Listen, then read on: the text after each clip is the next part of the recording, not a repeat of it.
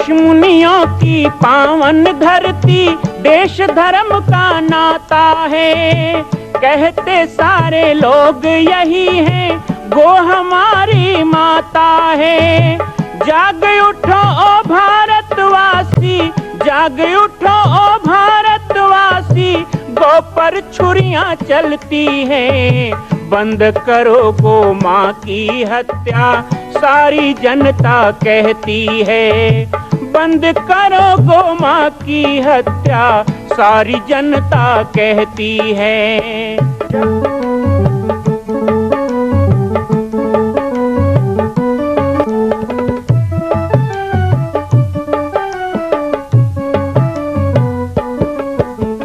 जगह जगह पर बूचड़ खाना, लाखों गौएं कटती हैं।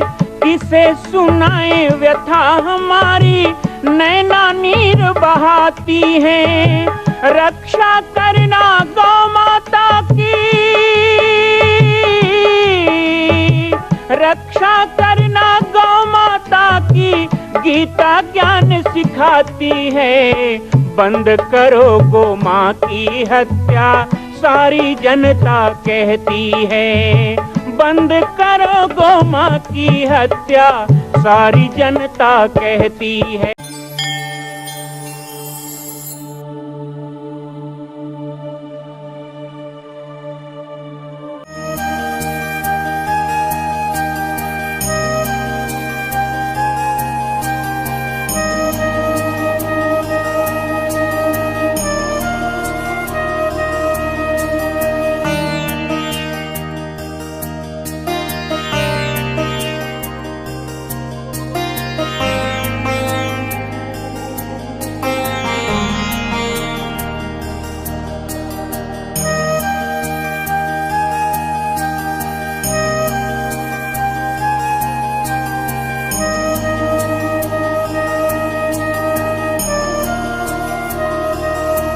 सब जगह जाके देख लिया, इंसान में कोई भेद नहीं। आदमी जब मुस्कुराने लगता है ना, प्रसन्न दिखने लगता है ना, तो ऐसा लगता है बस हमारा सगा है, हमारा परिवार है। मैं तो पाटेश्वर धाम में बैठे रहता हूँ, यहाँ बहुत से लोग हैं जो शिकायत करते हैं कि हम जाथन तो मिले नहीं, जामड़ी पाठ में रहे नहीं, तो वहीं रहेगा हूँ यहाँ कैसे आहूँ तेला बताओ। मैं आज भी छुट्टी लेके बैठा था आश्रम में, लेकिन नहीं, शिव धर्मपुरी जी का फोन आ गया, राहुल जाना है। मैं कहा बिल्कुल जाना है, कोई बुलाए तो क्यों नहीं जाएंगे, बिल्कुल जाना है।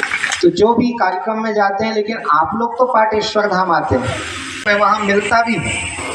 कभी तो मेला में इतनी भीड़ होती है ना, तो कई लोग आते हैं, अब वो दूर से ही मुस्कुराना शुरू कर देते हैं। देखो, इंसान की पहचान है, गधा घोड़ा नहीं मुस्कुराएगा ना, ध्यान देना।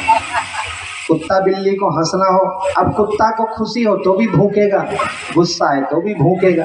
ये आदमी ही है जिसको भगवान ने बताया कि वो भी सकता है, हंस भी सकता है। प्रसन्नता एक ऐसा परिचय है, यदि आप प्रसन्न होगे, दुनिया में कुछ मत दे सको, कुछ मत दे सको दुनिया में, तो एक चीज जरूर देना। और वो क्या?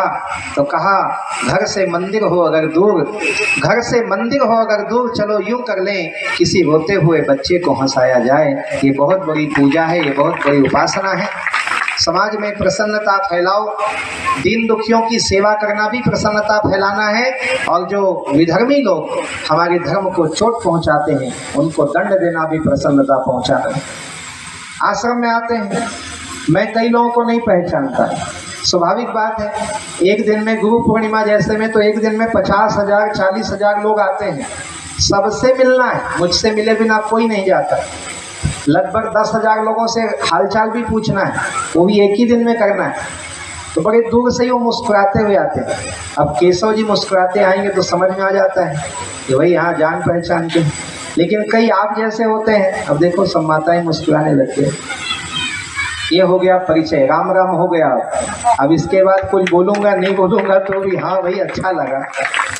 आदमी ऐसे होना चाहिए, तो हम भी थोड़ा मुस्कुरा देते हैं, वाह भाई वाह। तो वो आदमी ये भी नहीं पूछता कि वो ये नहीं बताता ये हूँ वो हूँ, हम भी नहीं पूछते कौन हो क्या हो, वो मुस्कुराते आया, उसने प्रणाम किया, हमने भी पूछ लिया अरे कब आए, अच्छा अच्छा बढ़िया, हाँ ठीक है, भोजन करके जाना, हाँ ठीक है, अच्छे से घूम लो ठीक से, हाँ बढ़िया, इतना हुआ। लेकिन वो गांव में जाके क्या बोले, मोल देखते चिंतन इस बालक दास उतने हंसे उतन हंस दिस उतने में समझ गया बोल चिंतन। मैं नाम नहीं पूछा, उसने नाम नहीं बताया, लेकिन वो प्रसन्नता से आया और मैं प्रसन्नता से मिला, तो ये प्रसन्नता ही परिचय हो गया। इसलिए संसार में प्रसन्न रहना पहले सीखिए। कोई कितना बड़ा कोई अपने घर का लॉर्ड गवर्नर हो कोई बात नहीं। देखो अभी हमारे यादव जी कितना, उनकी भाषा सुन के लग रहा था कोई छोटा बच्चा हो गया, इतने बड़े सियान, लेकिन कितनी सरलता से सुंदरता से हम लोगों को प्रसन्नता से सब बता दिए, संक्षिप्त में इशारे में बता दिए। अब मुझको तो इशारा आता नहीं, बचपन से आदत खराब, समाज ने खुली छूट दे के रखी है, न कोई दल है, न कोई पार्टी है हमारा, न कोई पंथ है, न संत है। कई लोग तो महंत बन गए, कई लोग श्री महंत बन गए, हम अभी तक फ्री महंत हैं, जो बुलाए वहीं चले जाते हैं। हमारे में ऐसे ही बना जाता है, ऐसे यहाँ नेता लोग बैठे तो विधायक बनते हैं, सांसद बनते हैं, हमारे में महंत बनते हैं, फिर श्री महंत, फिर महामंडलेश्वर, फिर जगत गुरु। तो कई जने पूछते हैं मुझको कि आपको तो हम कम से कम 36-37 साल से तो पाटेश्वर में देख रहे हैं। 1986 में आया हूँ जामुरी पाठ, 1986 से 2023 हो गया, इतने साल से आपको देख रहे हैं। छत्तीसगढ़ के गांव गांव, जिला जिला, जंगल जंगल में जाते हो, बड़े बड़े साधु संतों में जाते हो, देश विदेश जाते हो, आप अभी तक क्यों श्री महंत नहीं बने, कोई जगत गुरु क्यों नहीं बने? तो मैं एक ही बात बोलता हूँ, देखो भैया, श्री महंत दुनिया में बहुत हैं, श्री महंत हम अकेले ही हैं, और यही रहना है। ताकि जरूरत पड़े तो हम आज भी गली में अपने हाथ में झाड़ू लेके सबके साथ झाड़ू लगाते हैं, प्रभात फेरी में निकल जाते हैं, सेवा करने लग जाते हैं, भोजन परोसने लग जाते हैं, हर सेवा हम कर सकते हैं। वीआईपी बनने में कोई फायदा नहीं है, ज़्यादा बड़ा बनना भी क्या काम का, कि बड़ा हुआ तो क्या हुआ, जैसे पेड़ खजूर। चौथी पढ़े हैं, चौथी में लिखा है जैसे गुरु जी पढ़ावे, ओकर बाद तो पढ़े नहीं, नागू गहनावे नहीं, वही घड़ी के कांटा अटक गए, बड़ा हुआ तो क्या हुआ, जैसे पेड़ खजूर, पंथी को छाया नहीं, फल लागे अति दूर। इतने बड़े भी मत बनो कि कोई फल भी ना खा सके और तुम किसी को छाया भी ना दे सको। इतने सरल जरूर बनो कि सबके काम आ सको और सब तुम्हारा काम ले सकें, तो ऐसा बनना जरूरी है। यहाँ महतारी मना थे, हमारे लड़का दिमाग नहीं है, पढ़े मन नहीं लगे, एंटीनल काट दे तो कहाँ कैच करी, टावर नहीं पकड़ा थे। चोटी होना, कहते हैं शिखा बंधनम, तिलक धारणम, पवित्रीकरणम। पूजा में पहले ये 3 चीज होता है, पहले पवित्रीकरणम, शिखा बंधनम, चोटई में गांठ लगाओ, महाराज बैठे बगल में, चोटई में गांठ लगाओ, नहीं है का खिला करी आप बनाओ तो चोटई। तो ऐसे जजमान जिसका चोटई नहीं है, तो पंडित को चाहिए कि उसको पूजा से बाहर निकाल दे, क्योंकि बिना सिखा के किया गया कर्म राक्षसी कर्म है। और उसको ये दंड दिया जाए कि तुम जाके मुंडन हो जाओ, तब छोटी सी चोटी बनेगी, तब पूजा के तुम अधिकारी बनो। इसीलिए यज्ञ में मुंडन कराया जाता है, यज्ञ में मुंडन कराया जाता है। भारत के प्राचीन परंपरा में विवाह में दूल्हे का मुंडन होता था। शिखा धारणम, शिखा बंधनम, तिलक धारणम, पवित्रीकरणम। सिर में अभी मत टमर, अभी टमरे कोई फायदा नहीं। वो सैलून में कटवा पर ऐसा ना जामत लगी, अभी कई जन टमरा थे राहत मोघावे। वेशभूषा, भाषा बचाओ, भूषा बचाओ, अपनी वेशभूषा भारतीय हो। हम भारतीय हैं तो भारतीय लगना चाहिए। एक मुसलमान जालीदार टोपी लगा के अपने आप को शान से कहता है मैं मुसलमान हूं, लेकिन एक हिंदू सिर में शिखा रखते शर्म आती है, धिक्कार है तुमको। सिर में शिखा धारण करो, नहीं तो हिंदू कहलाने। आप कौन से भगवान को मानते हो महत्व का नहीं है, लेकिन महत्व का यह है कि आप किस देश में रहते हो, वहां की परंपरा क्या है। आजकल तो ऐसे ऐसे चंड मुंड महिषासुर बन के घूम रहे हैं। कुछ युवा साथी यहाँ बैठे, अगल बगल कटवा लेते,